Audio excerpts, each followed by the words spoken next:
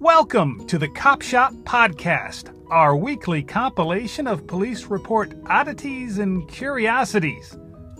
With host, Telegraph reporter Joe Kovac Jr. It was Thanksgiving in southern Monroe County, not too far from Uzella.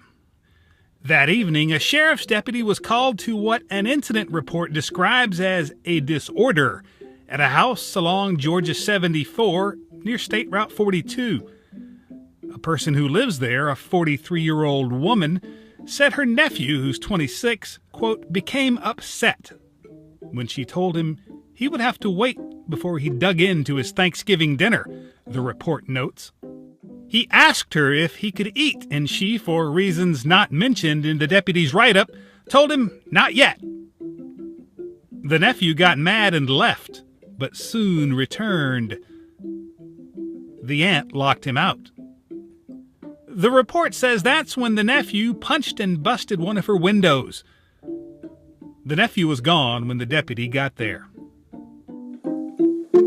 It isn't unusual for law enforcement officers to have second jobs providing security at stores and other places when they aren't on duty. A Bibb County Sheriff's deputy was working one such job at Eisenhower Crossing Shopping Center on Presidential Parkway over in West Macon on November 8th. That's when a shopper told him about a suspicious man. The suspicious man, according to the deputy's write-up of the matter, was, quote, sitting in the bushes near a store called Party City. The guy was, quote, sniffing something and yelling and cussing at shoppers, the report said. The deputy's write-up went on to say, quote, I was able to make contact with the subject who I watched sniffing the contents of an aerosol can. It wasn't long before the fellow, who's 34, passed out. An ambulance came and the man woke up. Medics checked him over and he was jailed on a charge of disorderly conduct and misdemeanor possession of marijuana. There was no word on what it was he was sniffing. And now from our dispatches files. A woman who lives in the 4600 block of Log Cabin Drive on Macon's west side heard a knock at her door shortly after noon on November 14th. What happened next is something that rarely ever happens, much less gets reported to the police.